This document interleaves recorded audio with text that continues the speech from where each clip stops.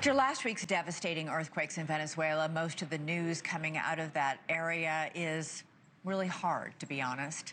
A desperate dig to reach a mother and her 3 children buried in the rubble ended with heartbreak, and 4 more lives added to the climbing death toll. That was in the latest video we've seen and news we've heard from the ground. Now the efforts turn to preventing disease. Venezuelan officials say nearly 16,000 people are suddenly homeless. They have no access to bathrooms, toilets, showers, soap. Making matters worse, the government reports dozens of hospitals were damaged in the disaster, and many of the specialist doctors who could help in a crisis are themselves missing in the miles of collapsed buildings. So yes, as we said, many of the headlines out of Venezuela are dire, but thankfully all are not. The State Department posted to X, "Against impossible odds, hope endures." It included video of a truly inspiring rescue.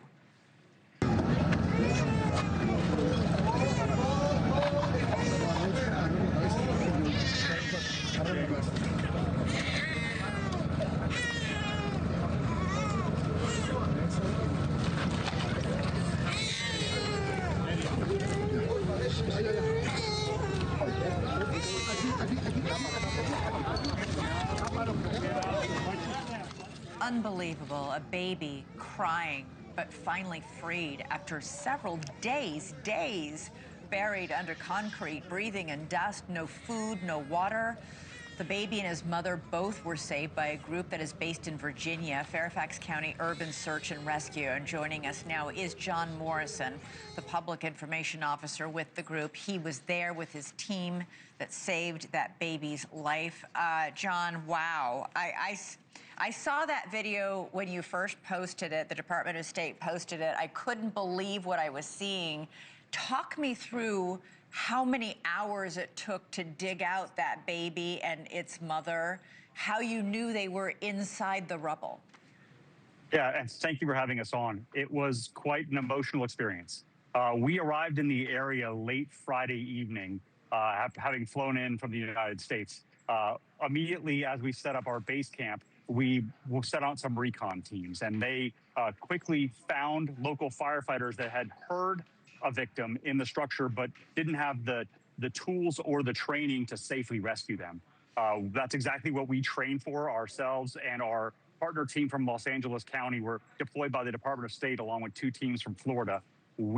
Our specific team from Fairfax got there again within a couple hours of getting into this area, the hardest hit here on the northern coast of Venezuela. Made contact with the mother and were able to identify where she was in the structure. We were then able to stabilize the area of the building we were working in. And over the course of about 10 hours, it took us from talking to her the first time to extricating her child and then her from the structure. And was this their home, the structure? Yes. This was an apartment building. It was an apartment building. And what was she telling you from beneath the rubble?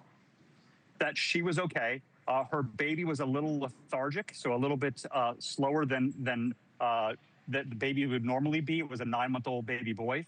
We were able to work to get some formula from some locals that we were able to sort of, once we made an access hole, they were not injured. They were just entombed in the structure.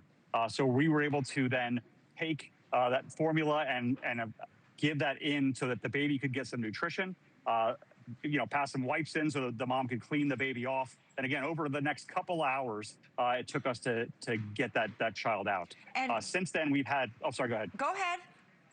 No, since then, we've rescued 3 additional folks from 2 other structures. Those have typically taken about 10 to 14 hours from when we first talk to these people till we actually are able to extricate them. Why does it take so long? Yeah, it's incredibly technically complex because these people are in these deep void spaces, deeply in tune within these structures. So to break through this concrete that's reinforced with rebar, do it in a safe way, get access to them, treat them for potentially crush syndrome because they've been in this compartment for so long, and then bring them out to safety. What is that? Is that crawl syndrome you just said? Or crush syndrome. Crush syndrome. What is that exactly? So if the body is immobile for a long period of time, you can get some toxins building up in your blood from the muscles breaking down. When you start moving around, those toxins can release into your bloodstream, and it can affect cause an arrhythmia in the heart and kidney issues, and within a few hours can kill you. So we have some medications that we do to treat you before we remove you from the rubble that minimizes the effects of that. How are these people as you pull? I mean, they obviously know you're working so hard and trying so hard to help them. You've said it takes 10 hours to finally carefully lift the wreckage so that they don't get crushed. It's like a very delicate thing to get them out. What are they when they first see you and hear you? What is their reaction?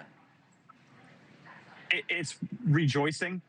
Seeing the sunlight after being in a structure and not knowing whether you're going to make it. I can only imagine the psychological issues that causes a human to not know if you're going to make it out of a rubble pile. We assure them we're not leaving them. We are going to be there for the duration, and we are going to get them out.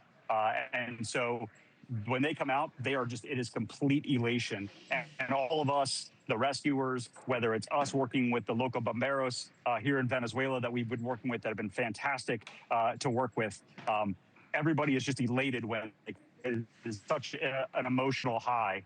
And then it's right to work because there's more rescues we hope to be made in other structures. Well, John Morrison, God bless you and your team.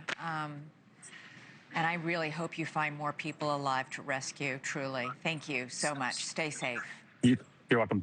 Thank you. All right. Thank you for watching. Subscribe below and download our NewsNation app right now on your phone, and you will get fact-based, unbiased news for all Americans.